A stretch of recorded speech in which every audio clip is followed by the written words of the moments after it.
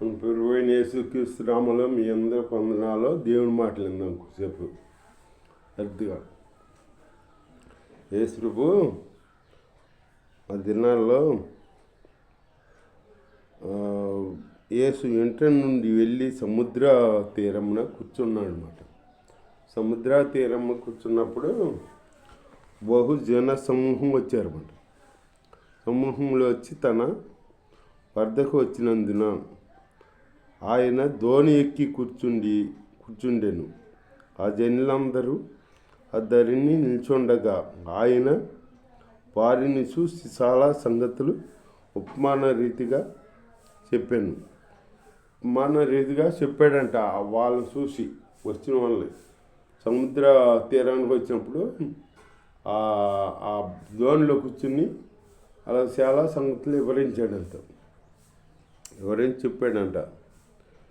ఎట్లనగా, ఇదిగో విత్తువాడు విత్తుటకు బయలు వెళ్ళును. వాడు విత్తుచుండగా కొన్ని విత్తనములు త్రోవ పక్కన పడేను. కొన్ని విత్తనం త్రోవ పక్కన మని అంట. పక్షులు వాటిని ఎత్తుకుపోయిను. అక్కడ మొండి లేనందున లోతుగా ఉన్నందున అవి వెంటనే మొలిశాను. కానీ సూర్యుడు ఉదయించినప్పుడు అవి మాడిపోయిన వేరు లేనందున ఎండిపోయాను. వేరు లేనంత ఎండిపోయినాయి మాట. వేరు ఉండాలన్నమాట మనకే. దేవుళ్ళు ఏరు అంటగట్టుబడి ఉండాలి మనం. దానికి సాధస్మది కొన్ని ముండ్ల పొదల్లో పడాను. ముండ్ల పొదలు వెదిగి వాటిని అణసివేసినాయి అన్నమాట. ముండ్ల పొదలో వెదిగి వాటిని అణసివేసినాయి. దేవుని స్తోత్రం, హల్లెలూయా. కొన్ని మంచి నేలలో పడినాయి మాట. 100 అంతులుగా, ఒకటి 60 అంతులుగా, 30 అంతులుగా ఫలించాను. చెవిగలవాడు వినుగాక అని చెప్పాను. 30, 60, 100 అంతులు తినగా ఫలించారు. మంచి నేల పడిన విత్తనాలు అంటే మనలో వేరు మంచిగా ఉంటుంది కదా. దేవుడిలో నిలిచి ఉంటాం కదా మంచిగా. వేరు నాటబడి దేవుడిలో అటపడి దేవుడు అదే చెబుతున్నాను, నేను మంచి ద్రాక్షవల్లిని, నాలో మీరు తీగలు, నాలో ఫలించండి, నాకు ఎరుగా ఉండి మీరు ఏం చేయలేరు అంటున్నాడు దేవుడు. దేవుళ్ళో మనం అంటగట్టుబడి ఉండాలన్నమాట. దేవుడి స్తోత్రం, హల్లెలూయా. అంటగట్టుబడి ఉండాలన్నమాట. తర్వాత శిష్యులు వచ్చి, నీవు ఉపమాన రీతిగా ఎందుకు వారితో మాట్లాడుతూ అని ఆయనను అడగగా ఆయన వారితో ఇట్లా, నేను పరలోక రాజ్య మర్మములు వెరుగుట మీకు అనుగ్రహింపబడి ఉన్నది అన్నాడు. శిష్యులకు అనుగ్రహించబడి ఉంది. పరలోక పర్వాల ఇంత తెలుసుకుంటాకి. పరలోక రాజ్య మర్మములు ఎరుగుట మీకు అనుగ్రహింపబడి ఉన్నది. వారికి అనుగ్రహింపబడలేదంట. మీకు అనుగ్రహింపబడింది కానీ వాళ్ళకి అనుగ్రహింపబడలేదు. అందుకే అట్లా చెప్పాడన్నమాట. ఇత్తనాలు చెప్పాడన్నమాట దేవుడు. దేవుడి స్తోత్రం, హల్లెలూయా. కలిగిన వారికి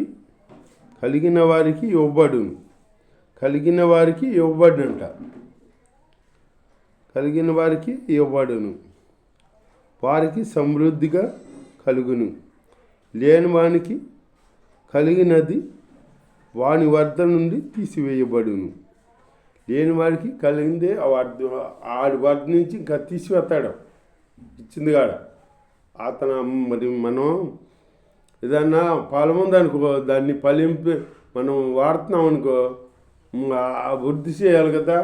మనం అది ఇంకా వాడి దానికి పెంచుతున్నాం అనుకో, యజమాని కాడ సంతోషమే కదా. సంతోషం ఆ ఉన్నవాడికి, కలిగిన వాడికి ఇస్తాడనమాట. కలగన్న వాడికి ఆ ఇస్తుంది ఉన్నది కాడ తీసివేస్తాడు అతని దగ్గర నుంచి.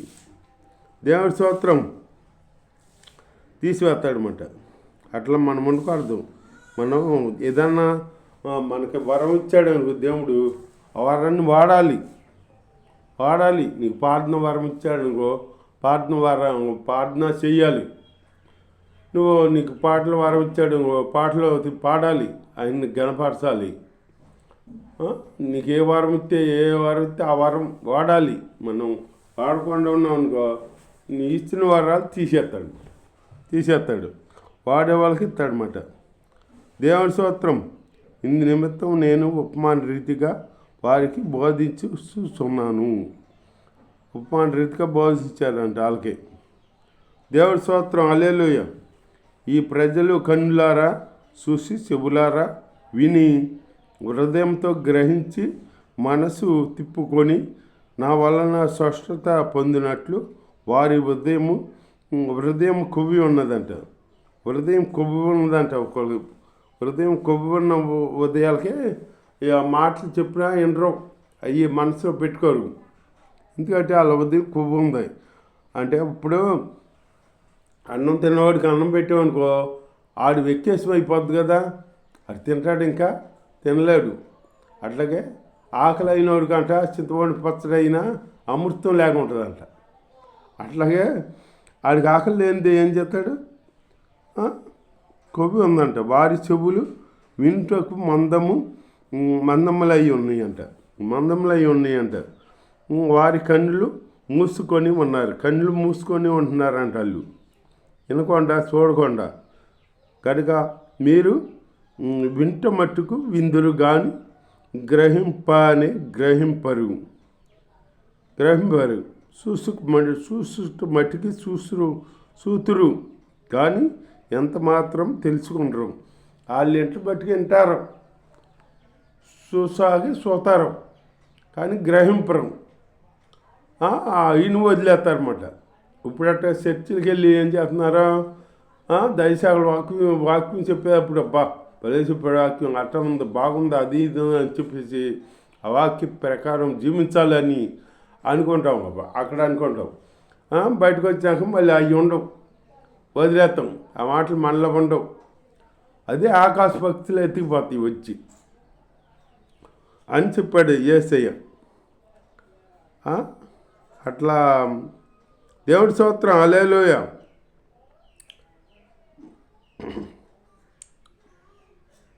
మందములై ఉన్నవి, వారు తమ కన్నులు మూసుకొని ఉన్నారు కనుక వారు వింట మట్టుకు విందురు కానీ గ్రహింపరు.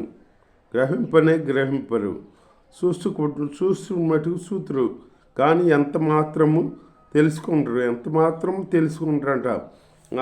వాక్యం చెప్పాడు. అసలు ఆ వాక్యం వివరం ఏంటి మనం తెలుసుకుందాం, బైబిల్లో కానీ తెలుసుకుందాం, లేదా పాస్టర్ తెలుసుకుందామని ఉండదు. ఎవరికి ఉండదు, వేసిన జ్ఞానం ఉండదు.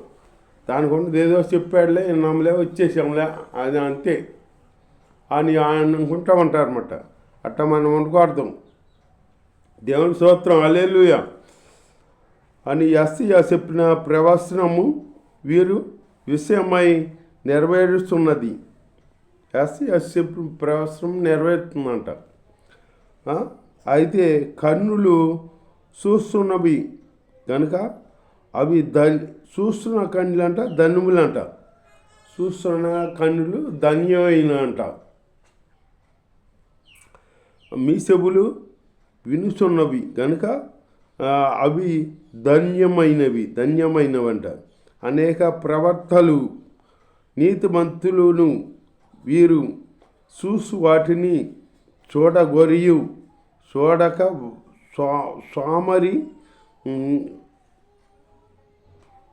చూడకపోయిరే. మీరు వినువాటిని వినకపోయిరి. అంటే వినేవాటిని వినకుండా వినవలసిన వాటిని వినాలి మనం. వినకూడదు. వినవలసినవి వినకుండా వదిలేసి వినకూడని అంటున్నారు మాట వీళ్ళు. అట్లాంటి మనుషులు అయిపోయారు. దేవుని స్తోత్రం. అట్లా వండుకోవడం మనం. విత్తువాడు కూర్చిన ఉపమాన భావము వినుడి. ఎవడైనా రాజ్యమును గూర్చిన వాక్యము వినియు గ్రహింపక ఉండగా దుష్టుడు వచ్చి వాని హృదయంలో విత్తబడిన దాన్ని ఎత్తుకొని పోవును. ఆడు అనాలోచనగా ఉన్నాడు అనుకో, ఎందుకంటే ఆ వాక్యం దుష్టుడు అపాది ఎత్తిపోతాడంట. అది మనలో ఫలించుకోండి, మనలో ఉండకుండా. త్రోవ పక్కను ఇత్తువాడు, ఇత్తబడిన వాడు వీడే. రాతి నేలను ఇత్తబడివాడు వాక్యము విని వెంటనే సంతోషంతో దాన్ని అంగీకరించేవాడు. అయితే అతనిలో వేరు లేనందున అతడు కొంతకాలము నిల్చును. వేరు లేనందువలన కొంతకాలమే నిలుస్తాడంట అతను. ఆ తర్వాత వాక్యం నిమిత్తం శ్రమ అయినను హింసైనను కలుగగానే అభ్యంతరపడును. ముండ్ల పొదల్లో విత్తబడిన వాడు వాక్యము ఇనువాడు కానీ ఔహిక అంటే ఈ లోక సమస్యరలం, ఈ లోక బంధాలు ఉంటాయి కదా, కులమని అయ్యని అంటారు కదా, వాటి వల్ల అభ్యంతరపడి యూడ్చిపెట్టేస్తాడంట. అటుగా మన పనిలో అందుకే విత్తనాలు సాదృశ్యంగా చెప్పాడు ఏసయ్య.